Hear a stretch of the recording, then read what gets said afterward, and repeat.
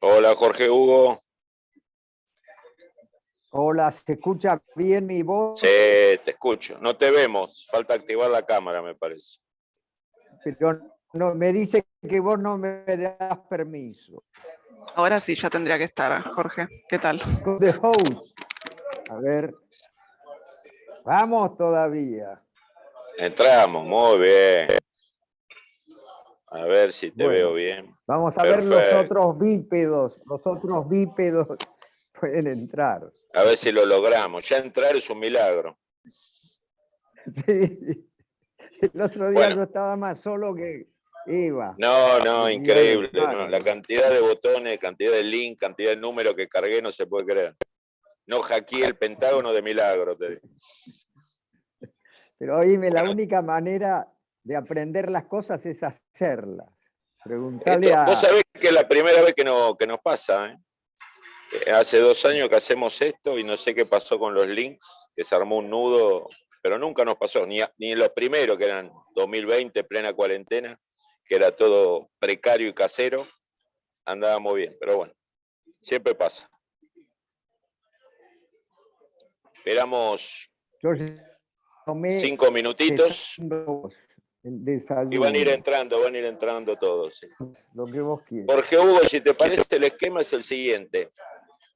Unos 45, 50 minutos en total, tu presentación, que puede durar 30, 35, 40 minutos, y después el tiempito libre que queda, retomo algún tema de lo que vos hiciste, te hago 2 o 3 preguntitas, y cerramos, así te liberamos 10:30. ¿Te parece bien? Me parece impecable. Además, la voluntad del príncipe tiene fuerza de ley. No, qué príncipe. No, qué príncipe.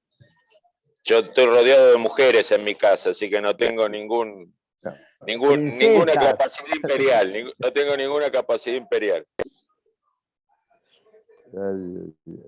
Bueno, acá nuestra anfitriona nos avisará cuando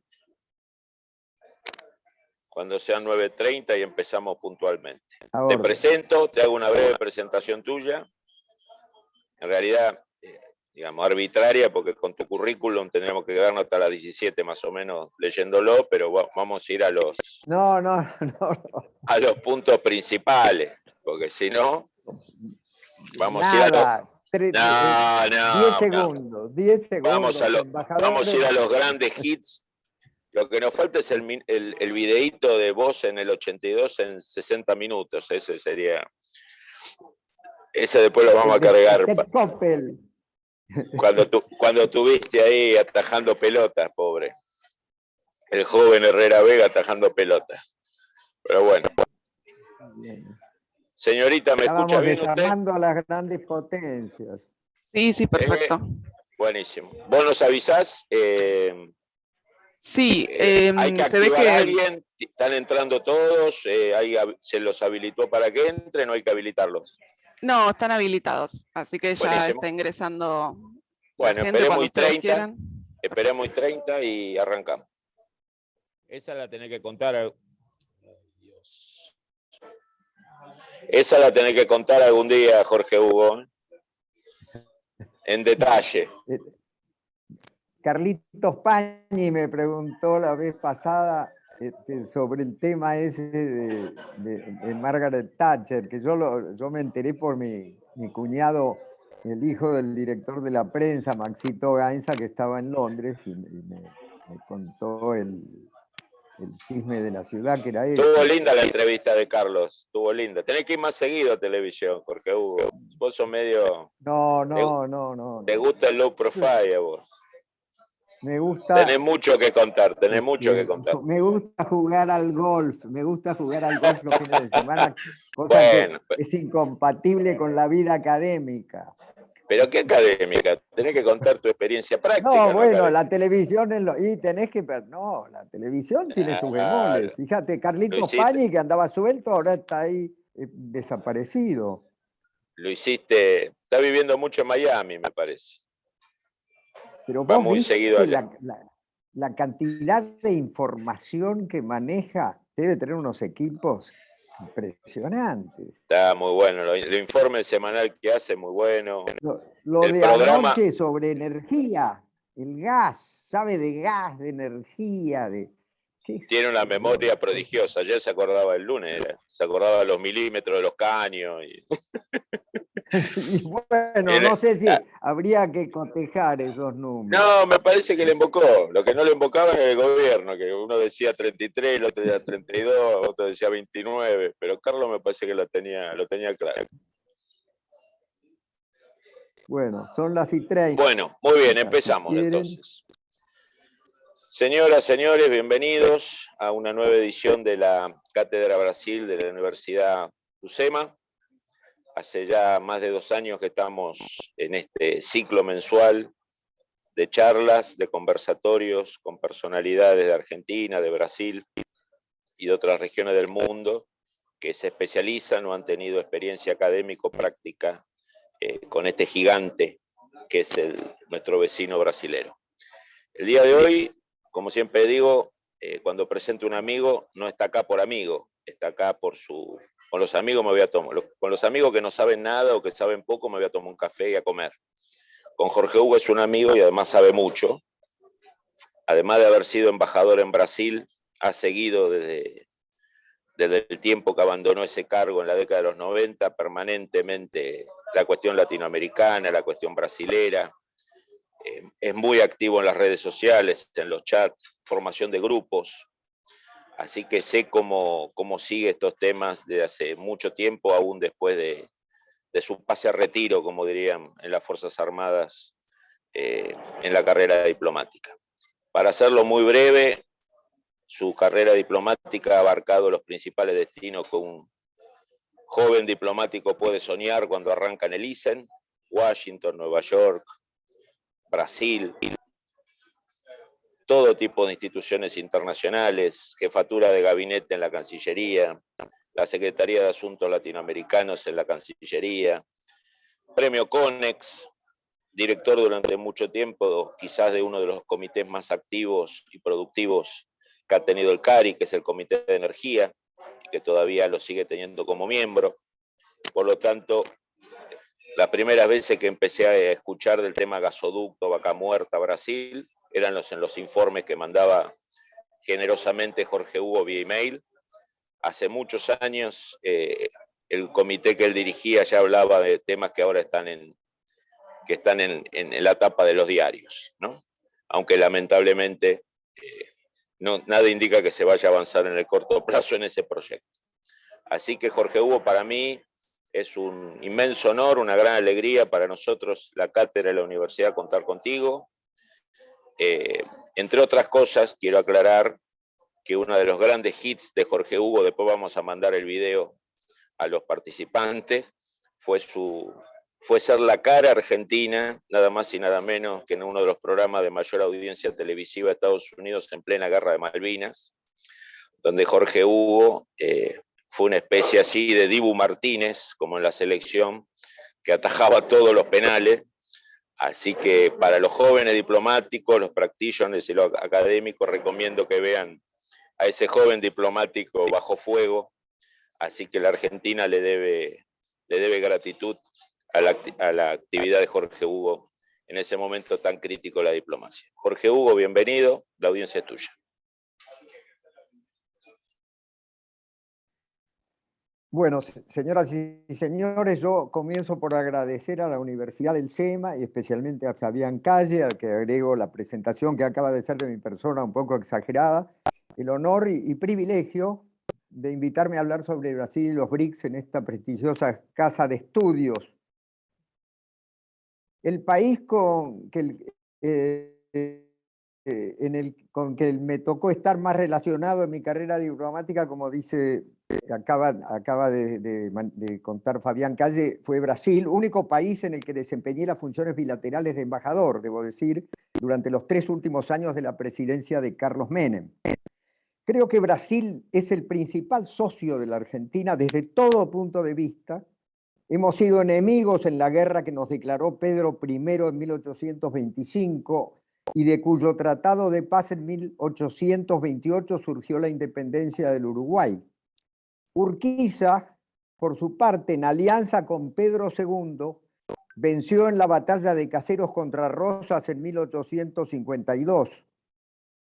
Y a partir del restablecimiento de la democracia en ambos países hace 30 años, hemos iniciado una era de cooperación que está por encima de las alternativas ideológicas de nuestras respectivas políticas internas, lo que prueba que es una verdadera política de Estado para ambos. Incluyo en esta política de Estado el Tratado del Mercosur de 1991. Recordemos ahora la curiosa historia del acrónimo BRIC. Es una de las pocas siglas del mundo internacional que tiene un creador cierto e indiscutido. Es el economista británico Terence James O'Neill, funcionario de Goldman Sachs, uno de los bancos de inversión más grandes del mundo. BRIC, sin la S, Sudáfrica se incorporó al grupo recién en 2011, apareció por primera vez en el paper Global Economic Paper número 66 del banco Goldman Sachs a fines de noviembre de 2001. ¿Cómo se generó la idea de la sigla BRIC en la cabeza de O'Neill? Es interesante recordar lo visto, la gran trascendencia que tuvo y tiene la idea. O'Neill habló del tema con la periodista Beth Cowett de la revista Fortune en una entrevista realizada años más tarde, en 2009. O'Neill, contó, era el segundo del Departamento de Investigaciones Económicas de Goldman Sachs. En 2001, su jefe fue designado presidente de la British Broadcasting Corporation, la famosa BBC. Consecuentemente, O'Neill resultó promovido a jefe del departamento, y este cargo de investigaciones económicas tenía una enorme importancia para Goldman Sachs. Convertido en jefe, O'Neill se dijo: tengo que ponerle sí o sí una marca personal a este departamento de investigación.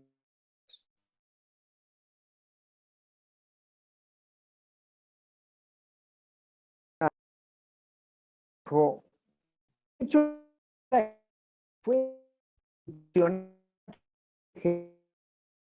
el 11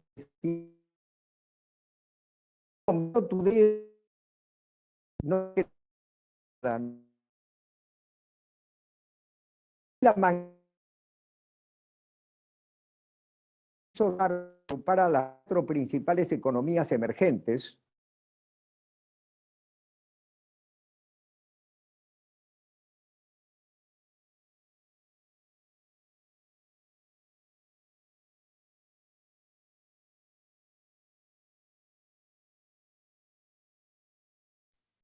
Se ha interrumpido mi exposición, perdón. Sí, pero ahí lo vemos, Jorge. Puede.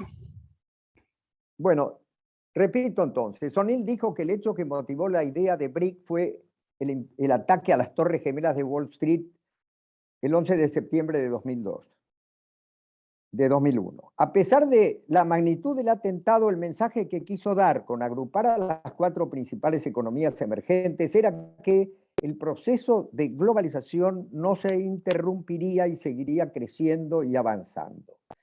A su criterio, la americanización del mundo sí se interrumpiría, porque el papel de Estados Unidos en el mundo resultaría debilitado con lo que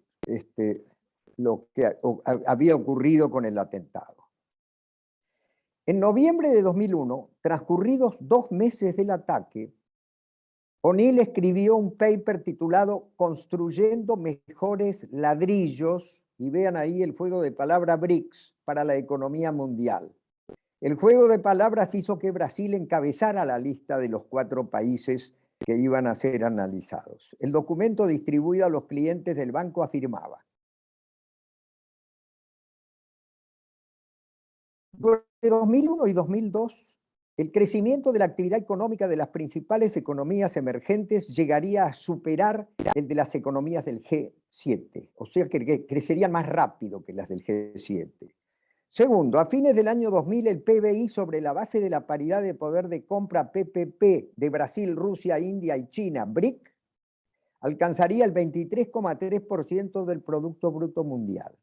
Tercero, utilizando dólares corrientes para medir, la economía de China ya había superado a la de Italia. Fíjense lo que estamos diciendo en ese año.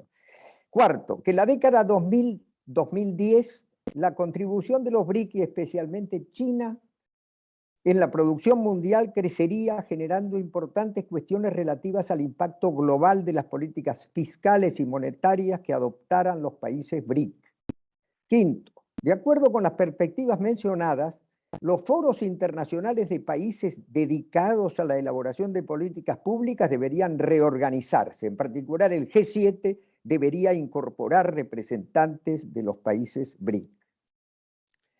Años más tarde, en 2006, en una entrevista a la revista Fortune, O'Neill explicó a Beth Kowit que la tesis de mejores ladrillos implicaba que los 4 BRICS deberían involucrarse más en la gestión de la economía mundial. Relató seguidamente que su paper cambió totalmente su vida. El tema hizo bola de nieve cuando Goldman Sachs calculó las cifras de la economía mundial para mediados del siglo XXI, año 2050. Las computadoras indicaron que en 2037 el tamaño de las 4 economías BRIC superaría a la suma de las 7 economías del G7. Con ese sorprendente resultado explotó literalmente el interés de la opinión pública mundial por las 4 economías BRIC. O'Neill se transformó en Mr. BRIC, era invitado a hablar en muchos países sobre el tema BRIC, llegó a pronunciar, según relató, 8 apariciones en el mismo día, se le otorgó el título nobiliario de Barón O'Neill de Gateway. Cuando la periodista le preguntó por qué había agrupado los 4 países, dijo que todos eran países con grandes poblaciones, siendo Rusia la población más pequeña, con 140 millones de personas. Mi cálculo básico fue, dijo O'Neill, que si los 4 países emprendieran políticas que incrementaran la productividad de sus economías al ritmo del crecimiento reciente del comercio mundial, que había sido grande, impulsado por la globalización, dado el gran tamaño de su población, los BRIC crecerían muchísimo. Esa es la premisa simple que surge para O'Neill de su idea de BRIC. Preguntado si agregaría más países a los 4, dijo que había pensado el tema y que podrían agregarse más países en desarrollo. 11 países más, next 11, dijo. En orden decreciente de su población, él no dijo cuáles eran, yo les digo cuáles son: Indonesia, Pakistán, Nigeria, Bangladesh, México, Etiopía.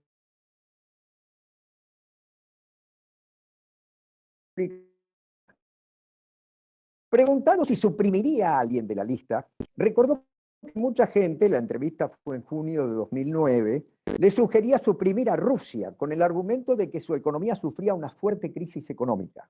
O'Neill respondió que estaba en contra de suprimir a Rusia del grupo BRIC. Dijo O'Neill que el mismo argumento podría utilizarse para suprimir a Estados Unidos del G7, visto el retroceso de su economía registrado a partir de la quiebra de Lehman Brothers. Dijo que sería absurdo en ambos casos. Preguntado si había recibido quejas de los países BRIC por haberlos incluido en la lista, dijo que, por el contrario, todos se habían sentido halagados por la inclusión y consideraban que los potenciaba. Sigamos el rastro del acrónimo creado por O'Neill. Los primeros que vieron las siglas fueron naturalmente los clientes de Goldman Sachs, seguidamente el mundo inversor. No tardaron mucho en aparecer think tanks, comentaristas políticos y círculos académicos de todo tipo que comenzaron a referirse a los BRICS. Pasaron varios años hasta que los gobiernos de los BRICS se dieron por aludidos. La primera reunión entre los 4 países, celebrada a nivel de ministros de Relaciones Exteriores, ocurrió en Nueva York en septiembre de 2006, en los prolegómenos del 61º periodo de sesiones de la Asamblea General de la ONU. A partir de ese encuentro inicial, del que nos separan 16 años, los BRICS celebraron 14 reuniones anuales a nivel de jefes de Estado.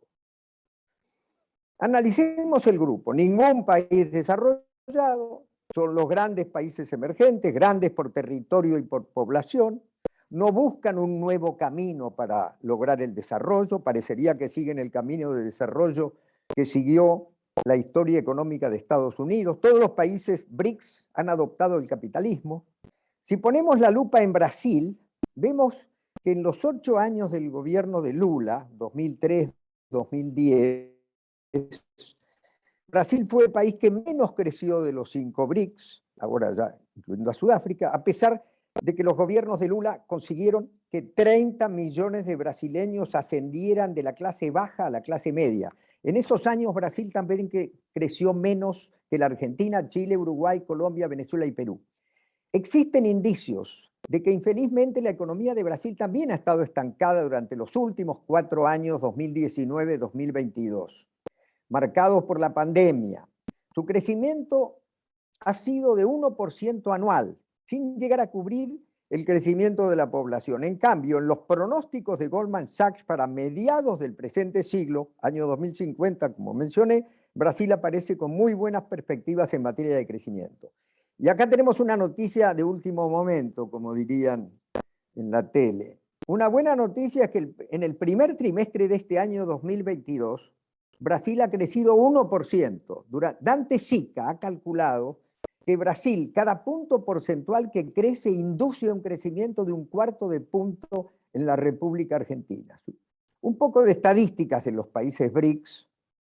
Si los ordenamos por su población, primero está China con 1.450 millones de personas, segundo India 1.400 millones, tercero Brasil con 215, cuarto Rusia 146 y quinto Sudáfrica con 60. Si lo hacemos por superficie territorial, primero está Rusia con 17.100.000 millones de kilómetros cuadrados, segundo China con 9.600.000, tercero Brasil con 8.500.000, cuarto India con 3.300.000 y quinto Sudáfrica con 1.220.000. Entre los 5 países alcanzan a 39.700.000 kilómetros cuadrados, equivalentes a más del 26% de la superficie terrestre del planeta. Si lo hacemos por tamaño de sus economías, China ocupa el primer lugar con 14.722.000 millones de dólares, sigue India con 2.660.000, tercero Rusia con 1.440.000, cuarto Brasil con 1.440.000 también, tienen el mismo tamaño Rusia y Brasil, y quinto Sudáfrica con 335.000 millones. Si ordenamos a los países por su producto per cápita, el orden decreciente sería primero China con 10.500 dólares corrientes, segundo Rusia con 10.000 dólares, tercero Brasil con 6.800 dólares y cuarto Sudáfrica con 5.700 y quinto India con 2.000 dólares per cápita. Comparemos ahora los BRICS con el G7. En población tenemos BRICS, 3.200 millones de personas, y G7, 770 millones. En territorio, 40 millones de kilómetros cuadrados contra 21. En Producto Bruto Interno, G7, 37 trillones de dólares y BRICS, 20 trillones. Y en Producto Per Cápita, G7, 36.000 dólares y BRICS, 6.300 dólares. Es evidente la importancia de la cifra de China en estas comparaciones, tanto dentro del grupo BRICS como comparando China con Estados Unidos. Si sumamos las cifras de Estados Unidos y China, entre ambos alcanzan el 42% del... Desde el año 2017, el PBI de China ha superado al de Estados Unidos si se comparan las cifras respectivas por el método de PPP. El PBI tanto de Estados Unidos como el de China es mayor que el tercer país de la lista, que es Japón. Para dar una idea, el Producto Interno de China era el 11% del de Estados Unidos. Vimos como el ataque a las torres en septiembre de 2001 gatilló en la cabeza de Jim O'Neill la idea de crear la lista de los BRICS. Ahora recordemos que a partir de septiembre de 2008 comenzó la peor crisis económica global de las últimas décadas. Se la conoce también como la crisis de las hipotecas subprime o basura. El 15 de septiembre quebró Lehman Brothers, como ya dije, y quedó claro que algo grave había ocurrido. Hubo una sensación de que la crisis tenía como consecuencia un debilitamiento relativo de la economía de Estados Unidos y consecuentemente del poderío relativo de Estados Unidos a nivel global. Tiempos ideales para potencias revisionistas como China, Rusia e India, y difíciles para las potencias que procuran mantener el statu quo. El momento unipolar que había comenzado el 9 de noviembre de 1989, día de la caída del muro de Berlín, que se había consolidado en noviembre de 1991 con el desmembramiento de la Unión Soviética, que tuvo una sorpresa inesperada el 11 de septiembre de 2001, que generó varios intentos de los neoconservadores de Estados Unidos de cambiar regímenes en Afganistán 2001-2021, Irak 2003-2011 y Siria 2003-2011. Todos esos intentos de regime change fueron infructuosos y a la larga terminaron fracasando. Cuando llegó la crisis económica de 2008, se confirmó que algo no funcionaba bien en el proceso de globalización. El momento unipolar había durado aproximadamente de 1989 a 2008, unos 18 a 20 años. Regresemos a la crisis de 2008 y su consecuencia, el debilitamiento en términos relativos de Estados Unidos y Europa a nivel mundial. En ese clima político, los 4 países BRIC, que ya se habían reunido a nivel de ministros de Relaciones Exteriores, como ya dije, en los preparativos de la 61ª Asamblea General de las Naciones Unidas, correspondiente al año 2006, siguieron haciéndolo con creciente frecuencia. A nivel de ministros, entre 2006 y 2009, BRICS se reunió 4 veces, incluyendo la reunión de Ekaterimburgo, Rusia, que fue la sede de la primera cumbre de jefes de Estado de los BRICS en junio de 2009. Desde entonces el grupo mantuvo todos los años cumbres a nivel de jefe de Estado y fueron todas presenciales hasta que vino la pandemia. Las menciono rápidamente. Junio de 2009, la mencionada de Rusia en Ekaterimburgo. Abril de 2010, Brasil, Brasilia. Abril de 2011, China, en la ciudad de Sanja. En marzo de 2012, en la India, en Nueva Delhi. En marzo de 2013, en Sudáfrica, Durban. Julio de 2014, Fortaleza, en Brasil. Julio de 2015, Rusia, en la ciudad de Ufá. Octubre de 2016, Goa, organizada por la India. Septiembre de 2017, en Xiamen, China. Debido a la pandemia del COVID no se realizó la 19ª. Y después estaba prevista en Rusia. No era la 19ª, era el COVID, era el 19º. La del corriente año 2022 se está realizando vía Zoom, organizada por China. Ya tuvo lugar el nivel de ministros de Relaciones Exteriores y está previsto celebrar el nivel de jefe de Estado el próximo 24 de este mes. Además de las reuniones de jefes de Estado y cancilleres, se han celebrado numerosísimas reuniones de nivel técnico en las más variadas esferas de interés. Muchas son bilaterales o tripartitas, existiendo gran flexibilidad a este respecto. En las páginas de internet de los ministerios de los países miembros pueden encontrarse información sobre numerosos proyectos desarrollados dentro del marco de funcionamiento institucional de los BRICS. Mientras el concepto BRICS perdía atractivo para ganar dinero especulativo en los mercados de inversiones, ganaba espacio en la escena política internacional. En 2011 se incorporó Sudáfrica. En 2013, en la cumbre de Durban, en Sudáfrica, se creó el nuevo Banco de Desarrollo NDB BRICS, con un capital de $100.000 millones y un capital inicial de 50.000 millones. Su sede se estableció en Shanghái y fue la primera realización concreta del grupo en materia institucional. El objetivo generalmente atribuido al grupo, sintetizando el pensamiento expresado por los gobiernos, es de fortalecer los sistemas de acuerdos multilaterales entre sus miembros y con terceros países, generando oportunidades y soluciones a problemas en el ámbito económico, financiero y político. Pero debía reconocerse que no era fácil trabajar para desarrollar intereses comunes en un grupo tan heterogéneo. Analicemos la heterogeneidad.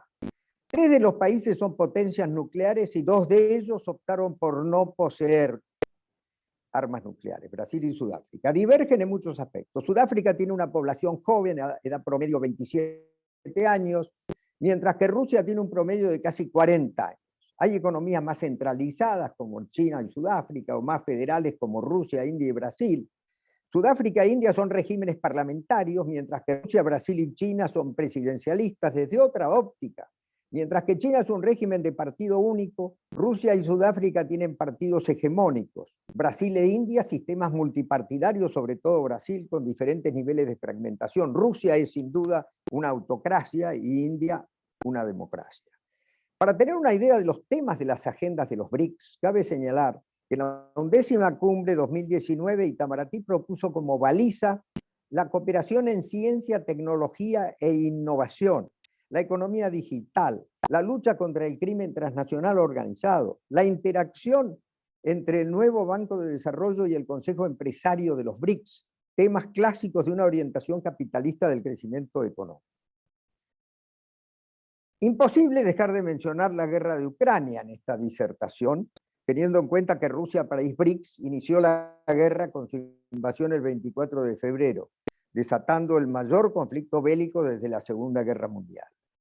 No me siento cómodo hablando de este tema frente a un especialista como es Fabián Calle. Arriesgo decir que, en mi opinión, toda guerra tiene elementos de regime change. En el caso extremo, cada país combatiente quiere desalojar del poder o por lo menos debilitar al máximo posible a los contrincantes.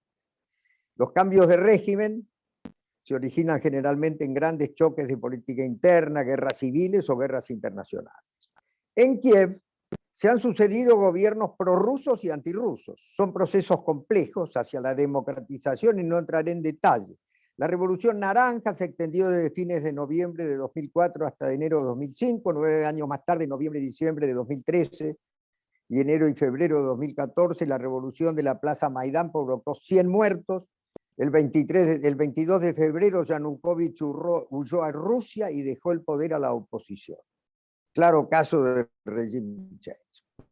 Putin respondió el 16 de marzo organizando un referéndum contra las autoridades de Kiev con una participación del 8.7%, el 97% de los que votaron optaron por la anexión de Crimea a Rusia. El 18 de marzo, el gobierno de la Federación de Rusia firmó la incorporación de Crimea a su territorio, que Crimea siempre fue y será parte de Rusia.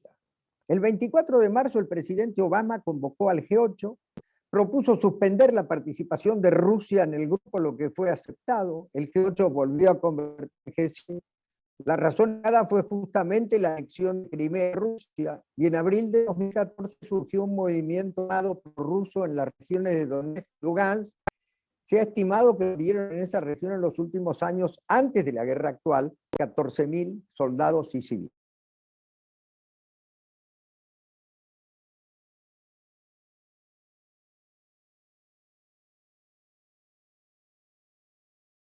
Y el 5 de septiembre se firmó un acuerdo en Minsk entre Rusia, Ucrania y separatistas de Donetsk.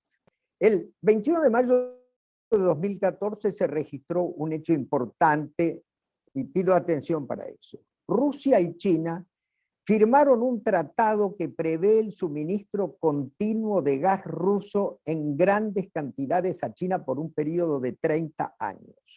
Se ha dicho que es el más grande contrato firmado en el mundo en materia de energía. El precio de gas que China tiene la decisión de comprar en base a los precios vigentes en el momento de la firma del contrato alcanza a 400.000 millones de dólares. Los analistas en general consideraron que el contrato tiene el propósito de fortalecer a Moscú en su conflicto con Occidente. Miremos, la cifra que prevé el contrato es equivalente a lo que después de un proceso muy complicado dejaría de comprar Europa a Rusia por las sanciones que están en curso. Es decir, el propósito evidente de este tratado firmado en mayo del año 2014 es reemplazar las compras que por sanciones se desviarían y que China comience a comprar los 38.000 millones de metros cúbicos de Rusia. Sigamos. En febrero de 2015, Putin y Poroshenko se reunieron en Minsk, que es la capital de Bielorrusia, para un alto el fuego. En abril de 2019, Vladimir Zelensky derrotó a Poroshenko en el balotaje con el 70% de los votos. Zelensky y Putin acordaron retomar el proceso de paz en París con el formato Normandía coordinado por el presidente Macron. Es interesante recordar que el formato Normandía, ¿qué quiere decir?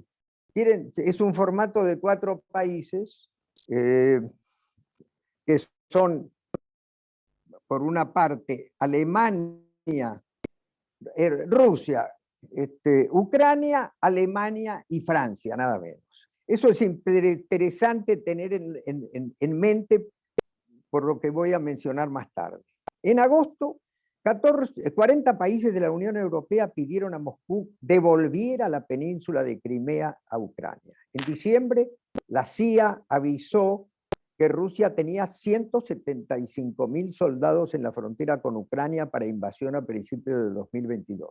En diciembre, Estados Unidos y el Reino Unido advirtieron a Moscú graves consecuencias si invadía Ucrania. El 11 y 12 de enero se realizaron reuniones en Washington que terminaron en punto muerto. El 18 de febrero el ejército de Ucrania y las milicias prorrusas de Donbass se acusaron de violaciones. El 21 de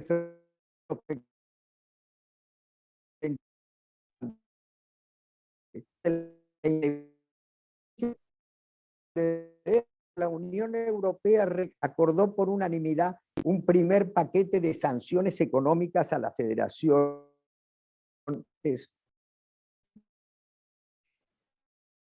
Voy a organizar Fortaleza por Brasil en 2014. Después retomamos la guerra.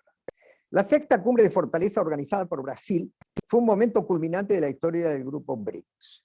5 jefes de Estado, la dueña de casa, Dilma Rousseff, Vladimir Putin, Narendra Modi, Xi Jinping, Jacob Zuma estuvieron allí. Cristina Fernández de Kirchner, presidenta de la Argentina, fue invitada especial a esa reunión a nivel de jefe de Estado. Un segmento de la celebración se dedicó a una reunión de los BRICS con la Sur, Unión de Naciones Unidas, de Estado de Sur, Evo Morales, Juan Manuel Santos, miembros de Sur. En la 10ª cumbre, celebrada en Johannesburgo, organizada por Sudáfrica en julio del 2018, participó como invitado el presidente de la Argentina, Mauricio Macri.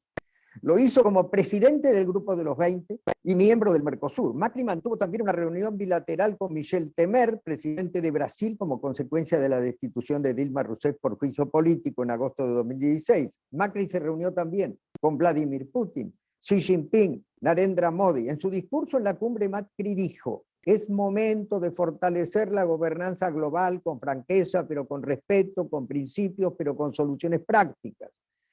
Además de la Argentina, participaron como invitados Indonesia, Egipto, Jamaica.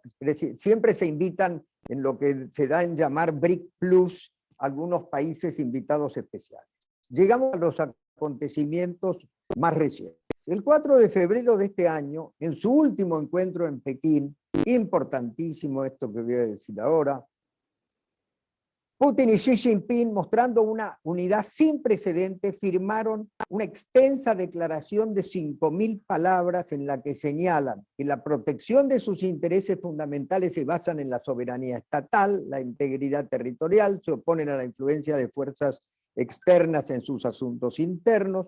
Rusia reafirmó su apoyo al principio de una sola China, confirmó que Taiwán es una parte integrante de China y se opondrá a cualquier forma de independencia de Taiwán. La declaración conjunta menciona que ambos países inician una alianza sin exclusiones y sin límites.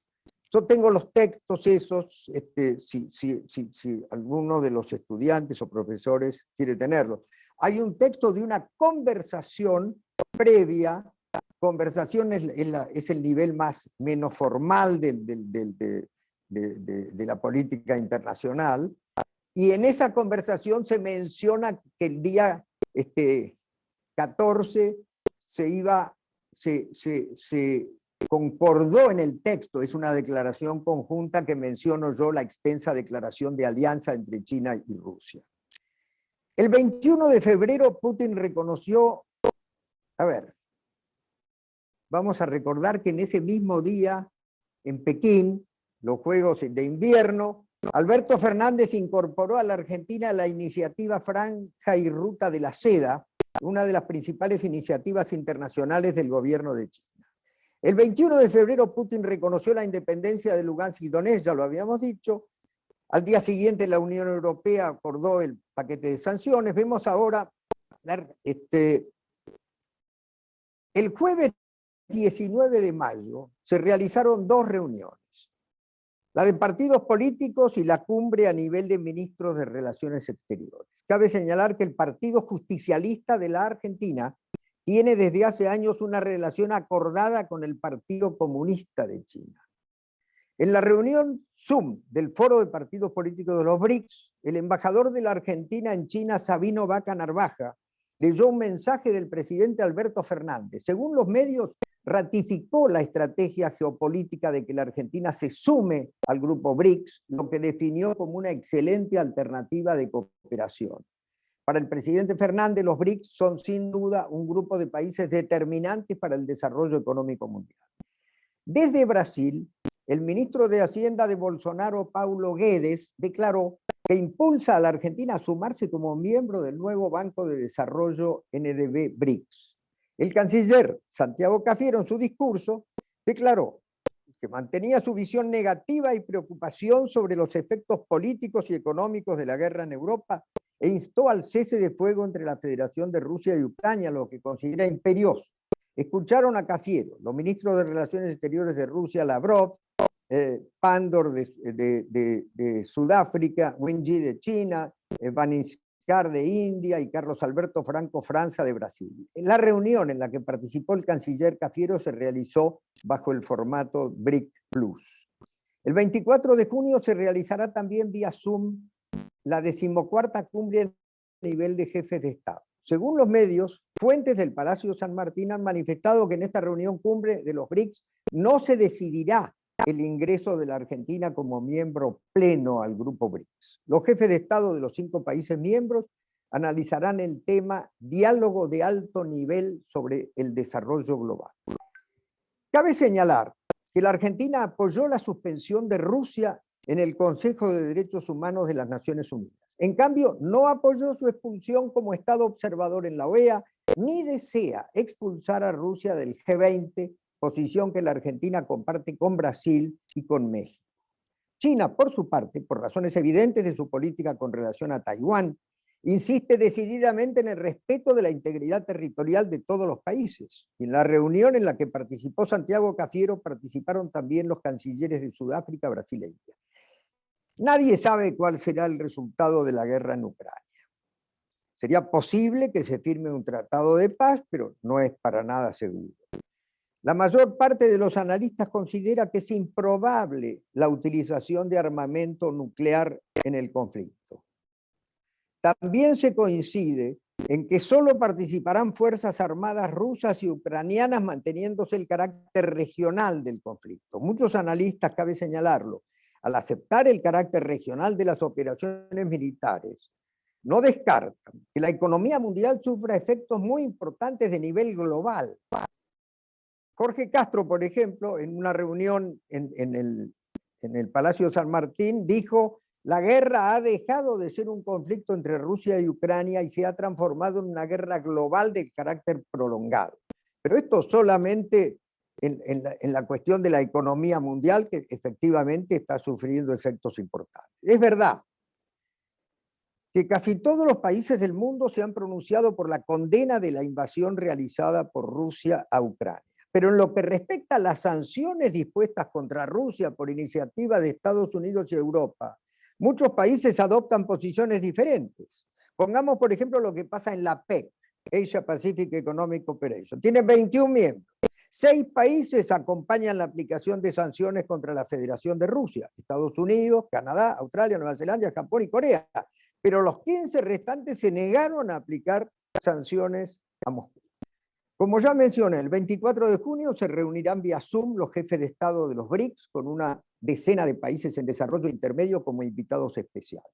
Y en Madrid se reunirán a fin de mes los jefes de gobierno de los 30 países de la OTAN en la reunión más importante de la alianza militar en los últimos años. También se reunirá paralelamente el G7. Existen opiniones en el sentido de que una guerra prolongada beneficia a Rusia, ya que los intereses de Francia y Alemania por una parte y los de Estados Unidos y Gran Bretaña por la otra han comenzado a mostrar divergencias y a debilitar la unión del bloque occidental.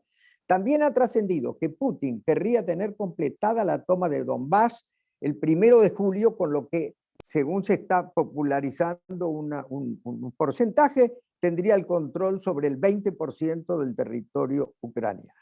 Otro hecho futuro importante son las elecciones legislativas de medio término en Estados Unidos que se realizarán el 8 de noviembre. Las encuestas son mayoritarias en prever una derrota de los demócratas. Este resultado también tendrá consecuencias en las mayorías de ambas cámaras del Congreso y en el futuro político de Biden. Ante la ignorancia, y voy entrando en la parte final de esta disertación, ante la ignorancia de lo que puede acontecer, quiero mencionar para ir terminando esta disertación a uno de mis historiadores preferidos. Se trata del británico Edward Hallett Carr. Está en el libro The 20 Years Crisis 1919-1939. Dice Carr, y ahora vamos a salir un poco de los hechos y hacer un poco de metafísica o filosofía. Dice Carr que el hombre en sociedad reacciona frente a los demás hombres con dos actitudes opuestas. Algunas veces lo hace de manera egoísta, con la voluntad de imponerse a expensas de los demás. En otras ocasiones demuestra sociabilidad, el deseo de cooperar con los demás y entablar relaciones recíprocas de buena voluntad o inclusive subordinación. Para Carr, los estados están basados en esos dos aspectos opuestos de la naturaleza humana: utopía y realidad, lo ideal y la institución, la moral y el poder. Dice que esta bipolaridad del Estado ha aflorado en muchos hombres públicos. Ejemplo para el caso de Estados Unidos en la obra de James Truslow Adams, The Epic of America. Adams opina que la bipolaridad mencionada se encarnó en dos de los padres fundadores. Escribió: Alexander Hamilton abogó por la fuerza, la riqueza y el poder. Thomas Jefferson por el sueño americano. Y extrajo la conclusión de que ambos, el poder y el sueño, son ingredientes indispensables. Siempre están apareados, ya que no existe una política sin poder. Este pensamiento nos indica que en cada uno de nosotros está presente tanto un realista como un idealista, que aflorarán en cierta medida frente a cada circunstancia concreta que enfrentemos o analicemos. Todos reaccionamos de alguna manera: los líderes que comandan y deciden, o sea, los estrategas, los militares y diplomáticos que participan en la guerra, los periodistas que informan y opinan, la opinión pública en general, los ciudadanos que votan. En cuanto al resultado de la guerra, sabemos por experiencia que los resultados no son definitivos, que los momentos unipolares no son eternos, que las tesis del fin de la historia son falsas y que la historia siempre continúa. Y me atrevo a expresar un pensamiento personal. Yo por mi parte espero que cualquiera sea el resultado, el futuro nos permita a todos los hombres y mujeres seguir buscando y procurando la felicidad, idea inmortal contenida en el magnífico texto de la Declaración de la Independencia de Estados Unidos, cuyo principal autor fue justamente Thomas Jefferson. Simplemente tener derecho a buscar la felicidad en el mundo, en nuestra región y en nuestro país, para que nuestras vidas merezcan ser vividas. Muchas gracias. Muchas gracias, Jorge Hugo. Maravilloso cierre y sin duda ha citado uno de los mejores libros de relaciones internacionales que se ha escrito, que es el libro de Carr, La crisis de los 20 años, que hay que volver a leerlo porque mantiene una plena vigencia en la nueva puja bipolar que se nos viene encima, digamos, ¿no? Y además muchas de las cosas que Carr cuenta que llevan a la guerra del 39, ese libro es del 39, así que tiene doble mérito de poder descriptivo y poder de anticipación, porque anticipa casi cómo va a terminar la Segunda Guerra Mundial. Muchas de las causas que llevan, según él, a la guerra que empieza ahora en el 39, cuando él estaba terminando su libro, muchas se han dado en las últimas 2 décadas, ¿no? Crisis financieras, economicismos, exacerbación de los nacionalismos. Bueno, muchas de las cosas que cuenta Carr suenan muy parecidas. Como decía Mark Twain, la historia no se repite, pero rima, ¿no? Jorge Hugo, ahí en los últimos minutitos que tenemos, ante todo saludamos a todo nuestro público, muchos amigos, está nuestra directora Civil Road, que te ha enviado sus saludos, una gran especialista también en Brasil, así que es una habitué de nuestras actividades, porque le interesa mucho llevar el tema a Brasil. Como disparador, Jorge Hugo, yo que veo los BRICS desde el lado de la geopolítica, más que desde el punto de vista financiero. A mí me cuesta ver a los BRICS como un actor geopolítico coherente, cuando hay dos enemigos mortales que apuntan sus armas nucleares y sus armas convencionales mutuamente, como China y la India, ¿no? Que han tenido recurrentes guerras. Digamos, ahí adentro hay dos países que siempre están al borde de la guerra. De hecho, el año pasado se mataron 50, 60 soldados de ambos países en la frontera, digamos, ¿no? El otro elemento que veo es una Rusia, que todo el mundo habla que tiene ahora una relación carnal con China, porque no le queda otra alternativa, ya que se le cerró la puerta a la Unión Europea, Japón y Estados Unidos. Pero a su vez Rusia es el principal proveedor de armamento de la India contra China, ¿no? O sea, cuando fue la crisis fronteriza hace unos años en la frontera China-India, India pidió de urgencia armamento que tenía comprado a Rusia, y Rusia sacó de sus arsenales para mandárselo rápidamente a la India sin que tuviese que esperar que el armamento saliera de la fábrica. Ese armamento iba contra China, digamos, ¿no? Entonces, a nivel geopolítico de seguridad, el BRICS a veces me da la sensación que en la high politics o en la política dura no va a tener mucha coherencia, digamos, si uno mira en líneas históricas largas, mediano y largo plazo, más allá de coyunturas o de modas. Quería un poco esta provocación realista, ¿cuál era tu visión?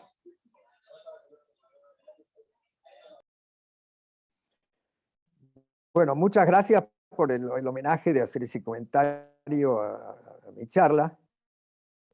Yo creo que el BRICS no es importante como un instrumento de acción y de influencia en los asuntos internacionales. No es el BRIC piensa. El BRIC, yo me imagino, conociendo a mis amigos brasileños de Itamaraty, la oportunidad que es el BRIC de tener un grupete de 4 o 6 países que son esos países interactuando con el alto escalón del gobierno brasileño. Tener como un como la PEC, como la CELAC, que son 20 o 30 países, pero tener la oportunidad de reunirse 4 jefes de Estado, entre 6, para conversar e interactuar todos los años, desde que se fundó el grupo BRICS, es una oportunidad no de generar poder direccionado en los asuntos internacionales, pero de información, de saber lo que piensan los jefes de 5 países importantes. Eso, yo creo, por ejemplo, hablando ya de si es conveniente para la Argentina entrar en una especie de BRICSA, si nos invitaran a entrar, yo diría que sí. No por lo que se pudiera generar como poder en ese grupo, pero sí la participación en la interacción de las ideas de alto nivel planetario, como es el caso. Como instrumento de un país que pareciera que no tiene talento para aprender sobre las cosas, como estamos presenciando estos días con el asunto del manejo de un simple gasoducto, oír pensamientos de grandeza y de importancia, yo creo que sería una oportunidad para la Argentina, si nos invitan a acceder a un grupo tan chico y tan interesante. Yo no digo que sirva para cambiar la orientación del mundo, los BRICS, pero sí que sirviera para mejorar la calidad del alto mando de nuestras ideas estratégicas. Eso es lo que motiva tu pregunta.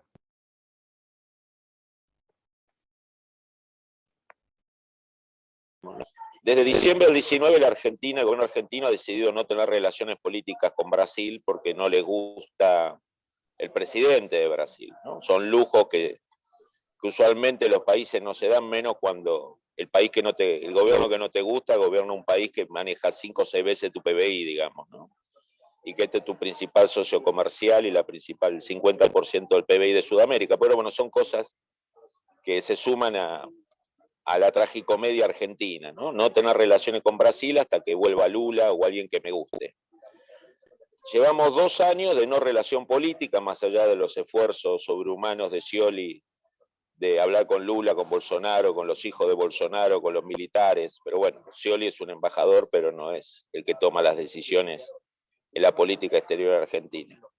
Sería toda una paradoja que ese Brasil al cual el kirchnerismo, por una cuestión de jueguitos para la tribuna, darle capital simbólico a sus minorías intensas, usualmente pequeños burgueses urbanos, más que del tercer cordón industrial, del tercer cordón del conurbano, sea el Brasil de Bolsonaro el que nos invita y nos permite entrar a los BRICS, ¿no? Sería un giro de la historia muy interesante, que el Brasil de Bolsonaro nos invite abiertamente a integrar un ámbito donde nunca abiertamente nos invitó ni Lula, ni Rousseff, ni el PT a participar, ¿no? Que son, digamos, no sé cómo ves esta paradoja que supuestamente el presidente que el kirchnerismo está esperando, porque es amigo, aliado, hermano, la verdad que nunca nos invitó a los BRICS formalmente, siempre mantuvo una relación muy cordial y amistosa con Washington durante su gobierno, mientras nos daba a veces manija a nosotros para que nos peleáramos con Estados Unidos. Entonces sería toda una vuelta de la historia que sea Bolsonaro y su gobierno el que termina siendo más generoso geopolíticamente con la Argentina que Lula. No sé qué opinas vos. Yo no estoy seguro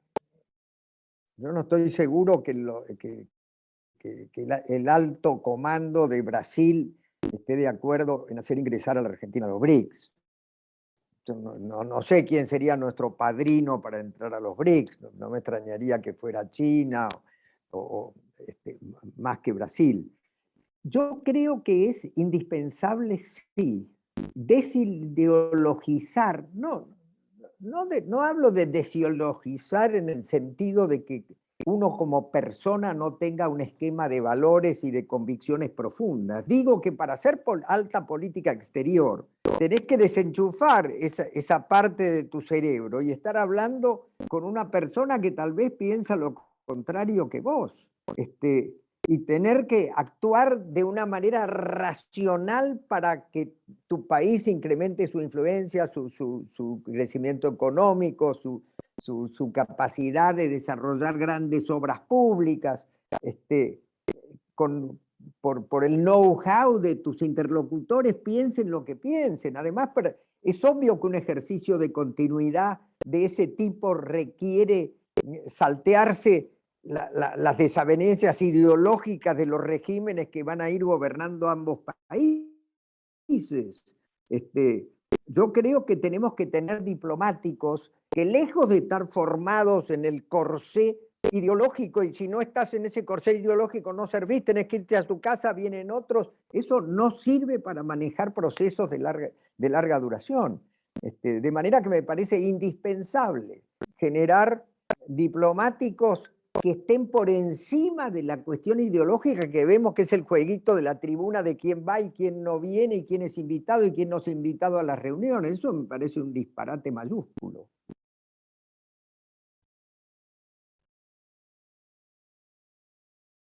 No te oigo. Has hecho una revisión impecable con estadísticas, con comentarios. La verdad que para mí ha sido sumamente esclarecedora. Has puesto a los BRICS en número, desde población a PBI, comparados. Lo has ligado con la cuestión ucraniana, donde uno de los BRICS importantes está metido en ese brete. Así que nada más que agradecerte. La verdad que va a ser muy interesante si vos nos enviás tu ensayo, lo podemos hacer circular como documento de trabajo en la universidad. Desde ya esto va a quedar grabado, queda subido a la red, así que no solo el público va a ser el de hoy, sino el que después en YouTube y en las redes sociales de la UCEMA lo pueda seguir. Agradecerte de nuevo, Jorge Hugo, un gran honor haber contado con tu presencia. Mis saludos a todos y si Dios quiere nos vemos en la actividad del mes de julio de la cátedra UCEMA.